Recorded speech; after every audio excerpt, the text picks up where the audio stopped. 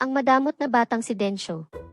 Sa isang maliit na bayan na tinatawag na San Ricardo, mayroong isang batang nagngangalang Densyo.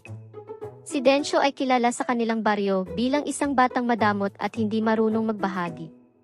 Sa kanilang eskwelahan, laging mag-isa si Densyo sa kanyang mesa, hindi siya nakikisali sa mga laro ng ibang bata. Isang araw, may dumating na bagong estudyante sa kanilang klase. Siya ay si Mario. Si Mario ay palakaibigan at mabilis na nagkaroon ng maraming kaibigan. Sa tuwing may baon si Mario, laging naghahati siya sa kanyang mga kaibigan. Isang araw, nakita ni Mario na walang baon si Densyo. "Gusto mo ba ng sandwich?" tanong niya. "Hindi, ayoko," sagot ni Densyo, kahit na siya ay gutom na. Dumating ang araw ng piyesta sa San Ricardo, at lahat ng bata ay abala sa paghahanda ng mga palaro at pagkain. Si Densyo ay abala rin, ngunit hindi sa paghahanda. Siya ay nakatago sa kanyang silid, pinapanood ang kanyang mga laruan. Nang magsimula ang piyesta, ang mga bata ay masayang naglalaro sa plaza. Ngunit si Densyo ay nanatili sa kanyang bahay, sapagkat ayaw niyang ipahiram ang kanyang mga laruan sa iba. Habang tumatagal, napapansin ng mga bata ang pagiging madamot ni Densyo. "Bakit kaya laging nag-iisa si Densyo?" tanong ng isa sa mga bata. "Ayaw kasi niyang magbahagi ng kahit ano," sagot ng isa pa. Isang araw, nagpasya ang mga bata na hindi naimbitahan si Densyo sa kanilang mga laro. Naramdaman ni Densyo ang pagiging mag-isa, ngunit mas pinili pa rin niyang hindi magbahagi. Sa kabila ng pagiging madamot ni Densyo, si Mario ay patuloy na nagiging mabait sa kanya. "Densyo, bakit hindi mo subukang makipaglaro sa amin?" yaya ni Mario. "Hindi ko kailangan ng mga kaibigan," tugon ni Densyo, bagaman halata sa kanyang mukha ang lungkot. Isang araw, si Mario ay nakita si Densyo na naglalaro mag-isa. "Gusto mo bang makipaglaro?" tanong ni Mario muli. "Sige, pero wala akong ibabahagi," sagot ni Densyo.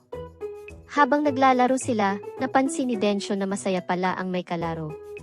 Nagsimulang magkwento si Mario tungkol sa kanyang mga kaibigan at pamilya. Natuwa si Densyo sa mga kwento ni Mario, at unti-unting bumukas ang kanyang puso. Unti-unting natututo si Densyo na magbahagi ng kanyang mga laruan kay Mario. Isang araw, nagdala si Mario ng maraming prutas para sa kanyang mga kaibigan. "Densyo, gusto mo ba ng mansanas?" tanong ni Mario. "Sige," sagot ni Densyo, at iyon ang unang beses na tumanggap siya ng alok. Napansin ng ibang bata ang pagbabago kay Densyo.